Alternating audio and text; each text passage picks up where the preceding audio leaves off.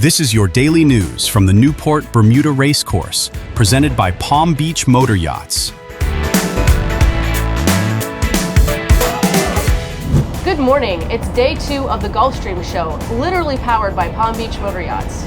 I'm your host, Zike, and today I'm at the helm again with CEO and founder of Palm Beach Motor Yachts, Mark Richards, who is also the skipper of Palm Beach 11. Mark, where are we today?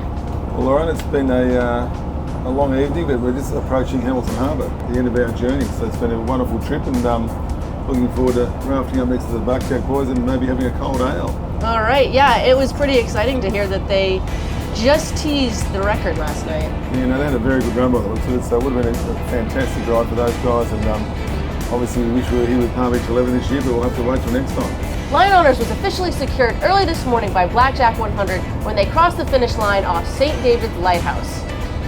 Their elapsed time of 1 day, 11 hours, 26 minutes, and 46 seconds was just 48 minutes shy of the course record. They had an incredible performance on this journey from Newport to Bermuda, 636 nautical miles of pushing hard. What an incredible achievement. We congratulate the entire crew. Blackjack may be finished with this race, but the rest of the fleet is still out there making their way to Bermuda. What's the weather going to be for them for the next 24 hours? Let's find out from Chelsea at SeaTactics.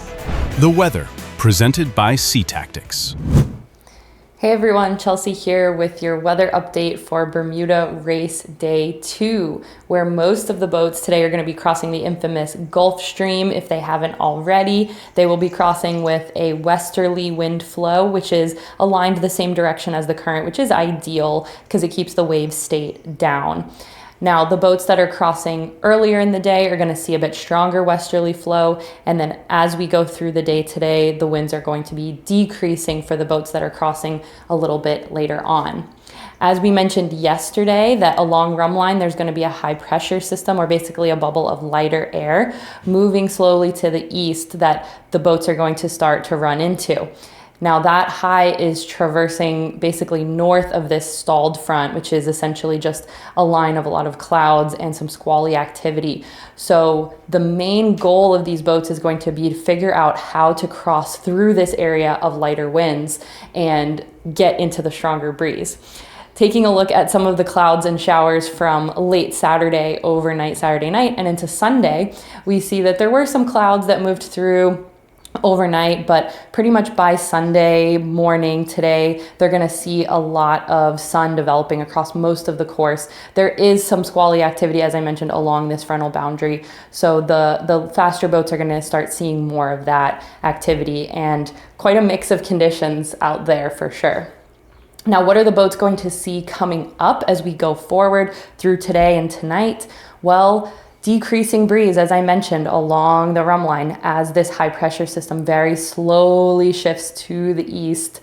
So a lot of the boats that are still in the westerly flow are going to have to figure out their strategy of how to punch through this light air and get to the stronger southwesterly flow down near Bermuda. Now, a lot of the faster boats that crossed the Gulf Stream yesterday have already figured out sort of their strategy through here. Some of them are punched now into the stronger flow. They're probably seeing some showery activity, squalls, and then we'll cross into some stronger southwest flow on a nice sort of tight reach towards Bermuda. So that's what we've got today. We will talk to you guys again tomorrow.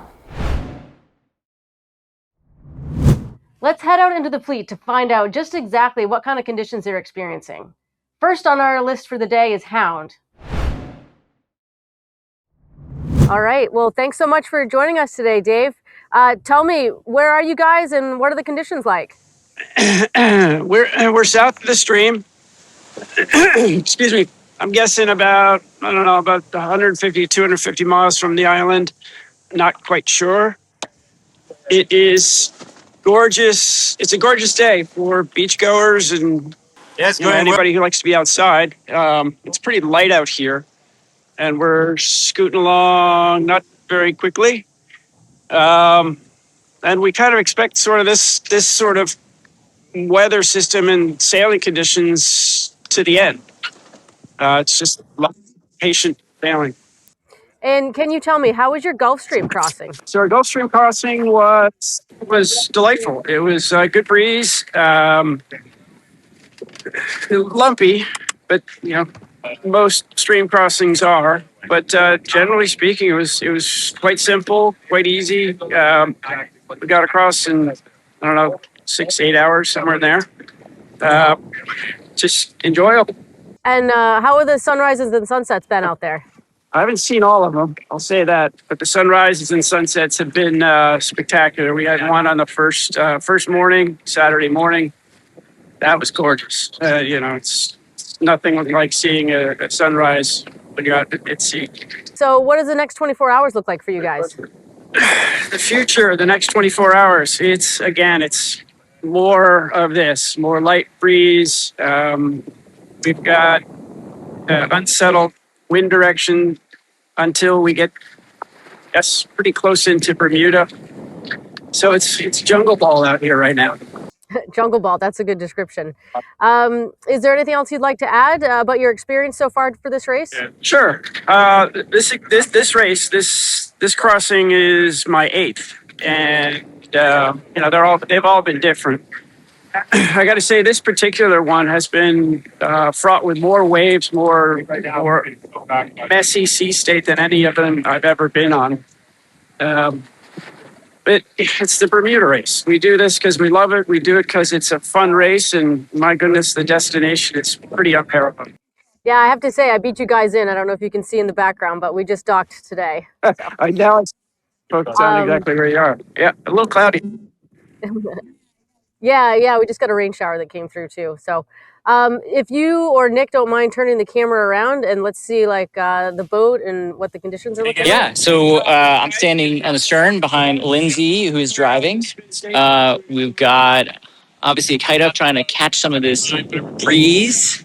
One of the fun things about Hound is these pedestal grinders you might see.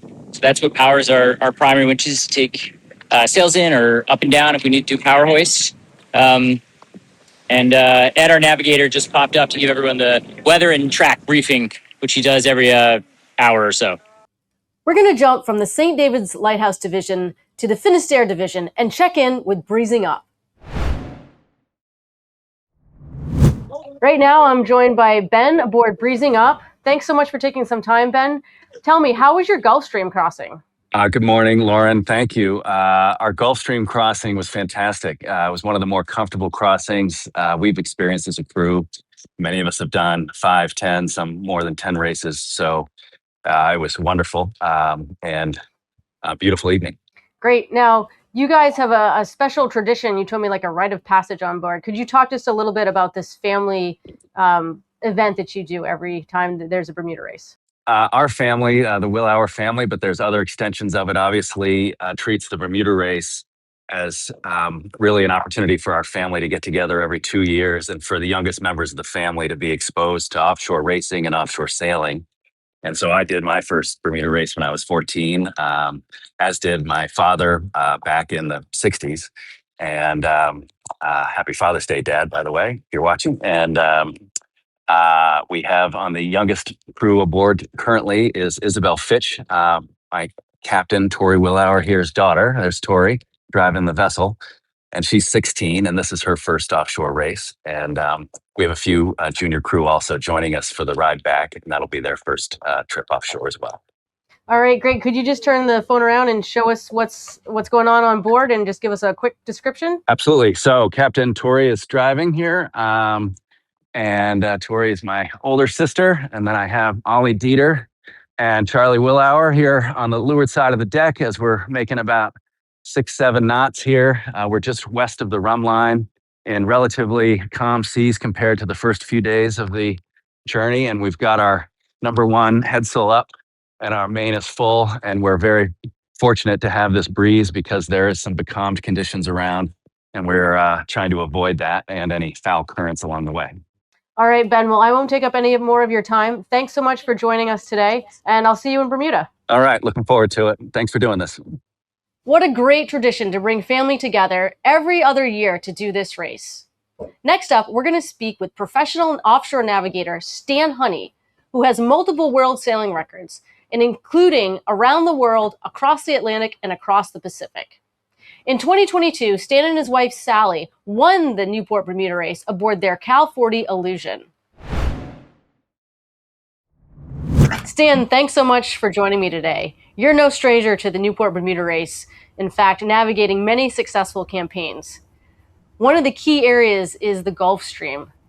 For this race, how would you have navigated or set the routing for this race? You're right, Lauren, that one of the major challenges is the Gulf Stream. And in difficult years, the navigators faced with a trade-off of it's expensive to get to the favorable current. And you have to spend extra miles, sail extra miles. And of course, extra miles sailed are the currency of a navigator.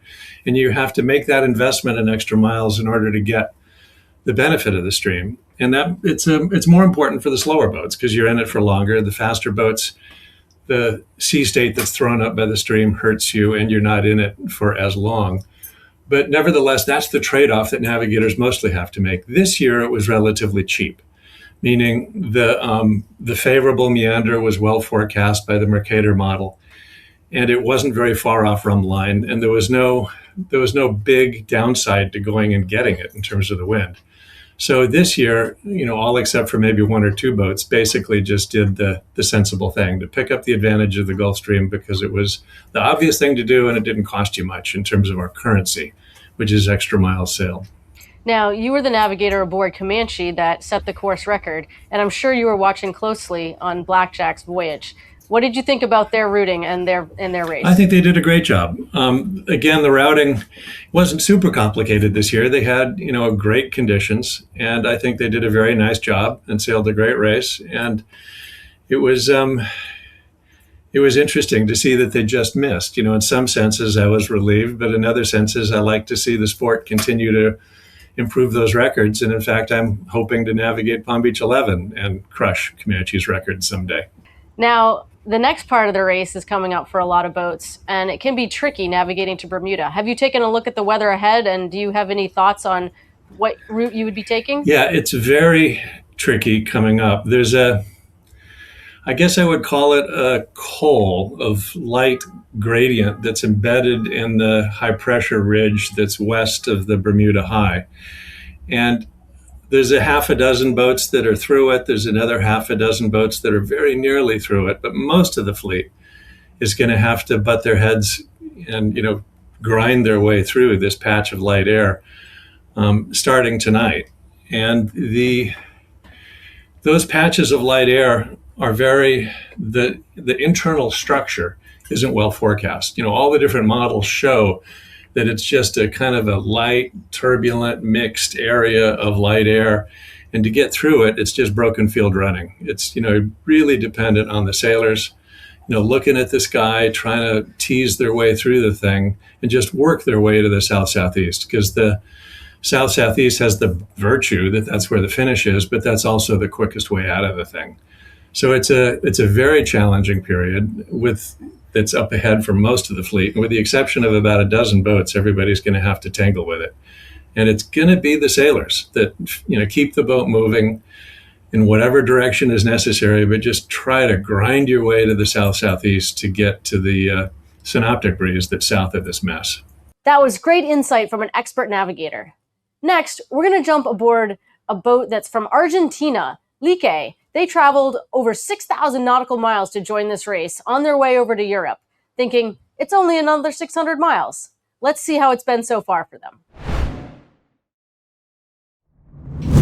Good morning, Lucas. Thanks so much for joining us today. Tell me, how was your Gulf Stream crossing? Oh, my Gulf Stream crossing was for the beginning. It was the first one, and we are still crossing it. The Mercator revision says that we still have a stream ahead of us, so we are still waiting.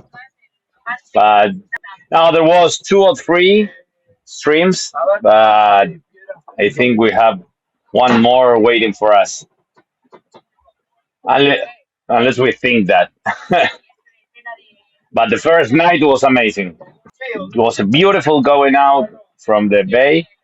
And then during the night, we were a bit anxious because we were in the middle of the fleet and waiting to set up the kites.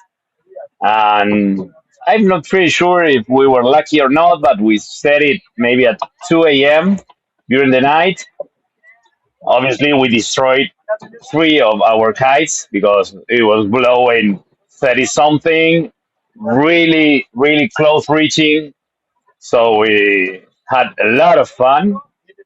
This is not the planning boat, but we were surfing at 16, 17. It was fun until we destroyed the second one and we raised the third one, lost also. So we remained without the heavy spinnakers.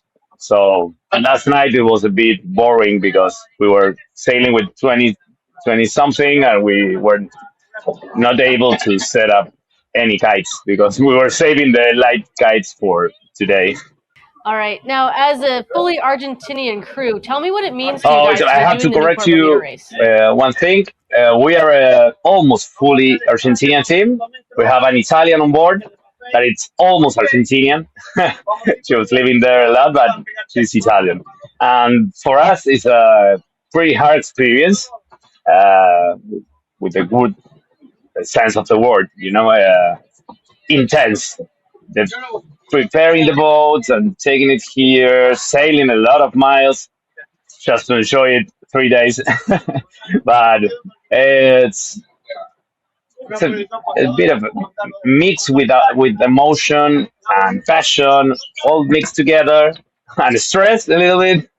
But we're here and we're enjoying it. That's so great. And then the name of your boat is Lykke. What does that mean? Happiness I love in that. Danish. Yeah. Love it. All right. Well, I don't want to take up too much of your time. Thanks so much for joining us today. And best of luck in your Gulf Stream crossing. And I'll see you when you get here in Bermuda. That's it for today's show. Thanks so much for tuning in. Don't forget to tune in tomorrow when we'll have another great episode reporting to you on all that's going on in Newport Bermuda Race. Personally, I'd like to thank Bernard Godin, who owns this beautiful vessel, Zephyr, for welcoming me aboard. Without him, we wouldn't be able to put this show on. Lauren, it was my pleasure, and the crossing was enjoyable. It was nice. It was fun to see you at work putting these shows together, and there's more to come, so I can't wait to see all the others. But thanks. Cheers. Cheers.